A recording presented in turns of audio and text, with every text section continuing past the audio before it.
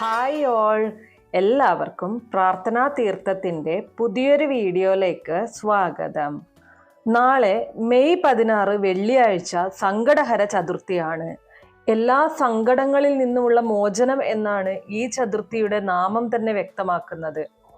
ജീവിതത്തിലുള്ള എല്ലാ തടസ്സങ്ങളെയും മാറാനായിട്ട് നമ്മൾ ഗണേശ ഭഗവാനെയാണ് പ്രാർത്ഥിക്കാറ്. നമ്മൾ ഏതൊരു കാര്യത്തിനും തുടക്കം കുറിക്കുന്ന സമയത്ത് ഗണേശ ഭഗവാനെ പ്രാർത്ഥിച്ചുകൊണ്ടാണ് തുടങ്ങുന്നത്. ഏതൊരു പുണ്യദിനത്തിലും നമ്മൾ ആദ്യം പ്രാർത്ഥിക്കുന്നത് ഗണേശ ഭഗവാനെ തന്നെയാണ്. അങ്ങനെ ഇരിക്കുമ്പോൾ ഭഗവാന് തന്നെ പ്രാധാന്യമുള്ള ഒരു ദിനം വന്നു കഴിഞ്ഞാലോ, നിങ്ങളുടെ ജീവിതത്തിലുള്ള സകല സങ്കടങ്ങളും സകല ദുഃഖങ്ങളും ഇല്ലായ്മ ചെയ്യാൻ ഈ ഒരു ദിവസം നിങ്ങൾ ചില കാര്യങ്ങൾ ചെയ്യുന്നത് വഴി സാധിക്കും. നമുക്കറിയാം, നമ്മുടെ ജാതകത്തിൽ എല്ലാം അനുകൂലമാണെങ്കിലും ഗണേശ ഭഗവാന്റെ അനുഗ്രഹം ഇല്ല എന്നുണ്ടെങ്കിൽ നമുക്കൊന്നും തന്നെ ചെയ്യാനായിട്ട് സാധിക്കില്ല, ഒന്നും അനുഭവത്തിൽ വരില്ല. ഭഗവാന്റെ അനുഗ്രഹം നിർബന്ധമാണ്. ഗണേശ ഭഗവാന്റെ അനുഗ്രഹം ഇല്ല എന്നുണ്ടെങ്കിൽ നമുക്ക് ഒരു കാര്യവും പൂർത്തീകരിക്കാനായിട്ട് സാധിക്കില്ല, തടസ്സങ്ങളായിരിക്കും. പലരും പറയുന്ന കാര്യമാണ്, എപ്പോഴും എന്തിന് ആയിട്ട് ഇറങ്ങി തിരിച്ചു കഴിഞ്ഞാലും തടസ്സങ്ങൾ വന്നുകൊണ്ടേയിരിക്കുകയാണ്, വളരെ ചെറിയ കാര്യങ്ങൾ പോലും പൂർത്തീകരിക്കാൻ സാധിക്കാതെ വരികയാണ്. അതുപോലെ തന്നെ എല്ലാത്തിനും എന്തിനും ഏതിനും തടസ്സങ്ങൾ. നിങ്ങളുടെ ജീവിതത്തിൽ നിങ്ങളുടെ ലക്ഷ്യത്തിൽ തടസ്സങ്ങൾ വന്നു ചേരുന്നുണ്ടെങ്കിൽ നാളത്തെ ഒരു ദിവസം നിങ്ങൾ ഒരു കാരണവശാലും മിസ് ചെയ്യാനായിട്ട് പാടില്ല. നാളത്തെ ദിവസം നിങ്ങൾ ചില കാര്യങ്ങൾ ചെയ്തു കഴിഞ്ഞാൽ നിങ്ങളുടെ ജീവിതത്തിലുള്ള എല്ലാ തടസ്സങ്ങളെയും ഇല്ലായ്മ ചെയ്യാനായിട്ട് സാധിക്കും. സങ്കടഹര ചതുർത്ഥി ദിനത്തിൽ നിങ്ങൾ എന്തൊക്കെ കാര്യങ്ങളാണ് ശ്രദ്ധിക്കേണ്ടത്, എന്തൊക്കെയാണ് ചെയ്യേണ്ടത് എന്നതിനെ കുറിച്ചാണ് ഇന്നത്തെ നമ്മുടെ വീഡിയോ. അപ്പോൾ വീഡിയോയിലേക്ക് കടക്കുന്നതിന് മുമ്പ് നിങ്ങൾ പുതിയതായിട്ടാണ് എൻ്റെ ചാനൽ കാണുന്നത് എന്നുണ്ടെങ്കിൽ ദയവേദി ചാനൽ ഒന്ന് സബ്സ്ക്രൈബ് ചെയ്യുക. തൊട്ടടുത്ത് തന്നെ ഒരു കുഞ്ഞു ബെല്ലൈക്കൺ ഉണ്ട്, അതോടൊന്ന് പ്രസ് ചെയ്യുക. അതിൽ ഓൾ എന്നുള്ള ഓപ്ഷൻ സെലക്ട് ചെയ്ത് കഴിഞ്ഞാൽ എൻ്റെ എല്ലാ വീഡിയോസിനും നിങ്ങൾക്ക് നോട്ടിഫിക്കേഷൻ കിട്ടുന്നതായിരിക്കും. വിശ്വാസികൾ വളരെ പ്രാധാന്യം നൽകുന്ന ഒരു വിശേഷ ദിവസമാണ് സങ്കടഹര ചതുർത്ഥി.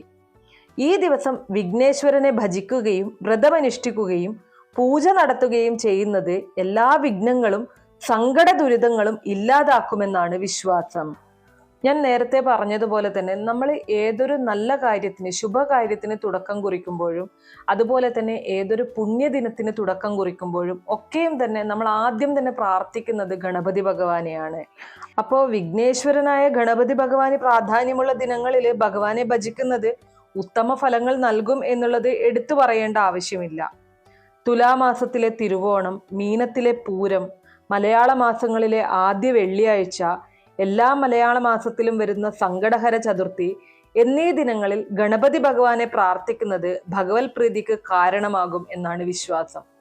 ഏറ്റവും കൂടുതൽ ഐശ്വര്യം ലഭിക്കുന്ന, അനുഗ്രഹം ലഭിക്കുന്ന ദിവസങ്ങളാണ് ഈ ദിവസങ്ങളൊക്കെയും തന്നെ. അറിവിൻ്റെയും ശാസ്ത്രത്തിൻ്റെയും ദേവനാണ് ഗണപതി ഭഗവാൻ. 432 ദേവന്മാരുടെയും ചൈതന്യം നിറഞ്ഞ ദേവനാണെന്നും വിശ്വാസമുണ്ട്. ഞാൻ ആദ്യം പറഞ്ഞതുപോലെ തന്നെ നമുക്ക് ഏറ്റവും കൂടുതൽ ബുദ്ധിമുട്ടുകൾ സൃഷ്ടിക്കുന്നത് ജാതകപ്രകാരമുള്ള പ്രശ്നങ്ങളാണ്. ജാതകപ്രകാരം ജീവിതത്തിൽ അനുകൂല സമയമാണെങ്കിലും ഗണേശപ്രീതി ഇല്ല എന്നുണ്ടെങ്കിൽ സദ്ഗുണങ്ങളൊന്നും തന്നെ അനുഭവയോഗ്യമാവില്ല. ഉദാത്തമായിട്ടുള്ള ഭക്തിയോടെ ഗണേശ ഭഗവാനെ വണങ്ങണം. എന്നാൽ മാത്രമേ നമ്മുടെ ജീവിതത്തിൽ നമുക്ക് സർവൈശ്വര്യങ്ങളും ഉണ്ടാവുകയുള്ളൂ.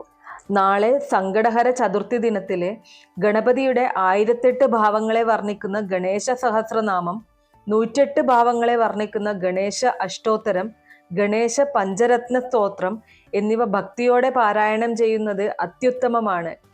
വീടുകളിൽ നിങ്ങളിത് ചെയ്തു കഴിഞ്ഞാൽ ഉറപ്പായിട്ടും ഭഗവാന്റെ അനുഗ്രഹം ലഭിക്കും. ഇനി നിങ്ങൾക്കിത് പാരായണം ചെയ്യാൻ അറിയില്ല, സാധിക്കുന്നില്ല എന്നുണ്ടെങ്കിൽ ഇത് ശ്രവിക്കുന്നതും അത്യുത്തമമാണ്. വീട്ടിൽ നിങ്ങൾക്ക് ഫോണിലോ അല്ലെങ്കിൽ ടി വിയിലോ ഒക്കെയും ഇത് പ്ലേ ചെയ്യാവുന്നതാണ്. യൂട്യൂബിലും അതുപോലെ ഉള്ള മറ്റ് ആപ്പുകളിലും ഒക്കെ ലഭ്യമായിരിക്കും. അപ്പോൾ അതൊക്കെ കേൾക്കുന്നത് വളരെ നല്ലതാണ് നാളത്തെ ദിവസം. ഇനി ഭാഗ്യവർദ്ധനവിനായിട്ട് ഗണപതി ഭഗവാന്റെ മൂലമന്ത്രമായിട്ടുള്ള ഓം ഗംഗണപതിയേ നമഃ എന്ന മന്ത്രം 108 തവണ ജപിക്കണം. ജീവിതത്തിലുള്ള തടസ്സങ്ങൾ ഇല്ലാതാക്കാനായിട്ട് ഓം ഗംഗണപതിയേ നമഃ എന്ന മന്ത്രം ദിവസവും ജപിക്കുന്നത് അത്യുത്തമമാണ്. എന്നാൽ ഈ ദിവസം ജപിച്ചു കഴിഞ്ഞാൽ അതിന് ഇരട്ടി ഫലമാണ് പറയുന്നത്. ഗണേശ ഗായത്രി 36 തവണ ജപിക്കുന്നതിലൂടെ സർവ്വ ദുരിതങ്ങളും നീങ്ങി സർവ്വ തടസ്സങ്ങളും നീങ്ങി കുടുംബത്തിൽ ഐശ്വര്യം കളിയാടുമെന്നാണ് വിശ്വാസം. അതുപോലെ തന്നെ ഇത്തവണ സങ്കടഹര ചതുർത്ഥി വരുന്നത് വെള്ളിയാഴ്ചയാണ്. ഭഗവാന് പ്രാധാന്യമുള്ള ദിനം തന്നെയാണ് ഭഗവാന്റെ പ്രാധാന്യമുള്ള ദിനവും വന്നിരിക്കുന്നത്. രണ്ടും കൂടി ചേരുമ്പോൾ വളരെ പ്രാധാന്യത്തോടു കൂടി കാണേണ്ട ഒരു ദിവസമാണ്. ഈ ഒരു ദിവസം നിങ്ങൾ ഭഗവാന് പൂജയും പ്രാർത്ഥനകളും നടത്തുമ്പോൾ അതിൻ്റെ ഫലം വളരെ പെട്ടെന്ന് തന്നെ നിങ്ങൾക്ക് ലഭിക്കും. ഈ ദിവസം വ്രതമനുഷ്ഠിക്കുന്നത് വളരെ പുണ്യകരമാണ്. സാധിക്കുന്ന എല്ലാവരും തന്നെ വ്രതമനുഷ്ഠിക്കാനായിട്ട് ശ്രമിക്കുക. വിഘ്നേശ്വരൻ എല്ലാ പ്രതിബന്ധങ്ങളെയും ദുരിതങ്ങളെയും അകറ്റുന്നവനാണ്. ഈ ദിനത്തിൽ ഗണപതിയെ ആരാധിക്കുന്നവർക്ക് അവരുടെ എല്ലാ പ്രശ്നങ്ങളിൽ നിന്നും മുക്തി നേടാനും ആഗ്രഹ പൂർത്തീകരണവും സന്തോഷവും ഐശ്വര്യവും ഉണ്ടാകും. അതോടൊപ്പം തന്നെ സന്താനമില്ലാതെ വിഷമിക്കുന്നവർക്ക് സന്താനയോഗത്തിനായി എല്ലാ സങ്കടഹര ചതുർത്ഥിയിലും വളരെ ഭക്തിയോടും സമർപ്പണത്തോടും കൂടി വ്രതം ആചരിക്കുകയും ഗണപതിയെ പ്രസാദിപ്പിക്കുകയും ചെയ്യാൻ ശ്രമിക്കുക. ഇങ്ങനെ ചെയ്തു കഴിഞ്ഞാൽ നിങ്ങൾക്ക് സന്താന ഭാഗ്യം ഉണ്ടാകും. ഇനി വ്രതം എങ്ങനെയാണ് അനുഷ്ഠിക്കേണ്ടത് എന്ന് നോക്കാം. രാവിലെ ബ്രഹ്മമുഹൂർത്തത്തിൽ തന്നെ എഴുന്നേറ്റ് കുളിച്ച് ശുദ്ധിയായി ശുഭവസ്ത്രം ധരിക്കുക. ശേഷം നെയ്വിളക്ക് തെളിയിച്ചുകൊണ്ട് ഭഗവാനെ പ്രാർത്ഥിക്കുക. ഗണേശ ഭഗവാന്റെ ദിവസമാണ്. ഭഗവാന്റെ അറിയാവുന്ന മന്ത്രങ്ങളൊക്കെയും തന്നെ ജപിക്കാവുന്നതാണ്. നെയ്വിളക്ക് കെടാവിളക്കായി അന്നേ ദിവസം തെളിയിക്കാൻ സാധിച്ചാൽ വളരെ നല്ലതാണ്. ഗണേശ ഭഗവാന്റെ ഫോട്ടോയോ വിഗ്രഹമോ ഉണ്ടെങ്കിൽ അതിൽ മഞ്ഞളും കുങ്കുമവും കൊണ്ട് പൊട്ടുതൊട്ട് മഞ്ഞ പുഷ്പങ്ങൾ കൊണ്ട് അലങ്കരിക്കാം. മുക്കുറ്റിപ്പൂ ലഭിക്കുകയാണെന്നുണ്ടെങ്കിൽ വളരെ ശ്രേഷ്ഠമാണ്. കറുകപ്പുല്ല് കൊണ്ടും നമുക്ക് അലങ്കരിക്കാവുന്നതാണ്. എല്ലാവർക്കും അറിയാം ഗണേശ ഭഗവാന് കറുകപ്പുല്ല് ശ്രേഷ്ഠമാണ്. ഉണ്ണിയപ്പം, മോദകം, പഴങ്ങള്, മധുരപലഹാരങ്ങള് ഇവയൊക്കെയും നിവേദ്യമായിട്ട് ഭഗവാന്റെ മുന്നിൽ സമർപ്പിക്കാവുന്നതാണ്. അന്നേ ദിവസം അരിയാഹാരം പൂർണ്ണമായും ഉപേക്ഷിച്ചുകൊണ്ട് വ്രതമനുഷ്ഠിക്കണം. ഇനി പൂർണ്ണ ഉപവാസം എടുക്കാൻ സാധിക്കാത്തവർക്ക്, ആരോഗ്യ പ്രശ്നങ്ങൾ ഉള്ളവർക്ക് ഒരു നേരം മാത്രം അരിയാഹാരം കഴിച്ച് ബാക്കി നേരങ്ങളിൽ ഗോതമ്പ്, റവ എന്നിവ ഉപയോഗിച്ചുള്ള ഭക്ഷണങ്ങൾ കഴിക്കാവുന്നതാണ്. അരിയാഹാരമായി ക്ഷേത്രത്തിൽ നിന്ന് ലഭിക്കുന്ന വെള്ളച്ചോറ് നിവേദ്യം ഭക്ഷിക്കാം. ഫലങ്ങൾ ഭക്ഷിക്കുന്നത് കൊണ്ട് തെറ്റില്ല. ഇനി ഈ ഒരു ദിവസം വീടുകളിൽ ഒരു കാരണവശാലും നോൺ വെജ് ഭക്ഷണങ്ങൾ പാചകം ചെയ്യാൻ പാടുള്ളതല്ല. രാവിലെയും വൈകുന്നേരവും അടുത്തുള്ള ഗണപതി ക്ഷേത്രത്തിൽ പോയിട്ട് പ്രാർത്ഥിക്കാവുന്നതാണ്. ഇനി രണ്ടു നേരവും സാധിച്ചില്ല എന്നുണ്ടെങ്കിൽ രാവിലെ നിർബന്ധമായിട്ടും ക്ഷേത്ര ദർശനം നടത്താനായിട്ട് ശ്രമിക്കുക. അവിടെയും നിങ്ങൾക്ക് ഭഗവാനായിട്ട് വഴിപാടുകൾ നടത്താവുന്നതാണ്.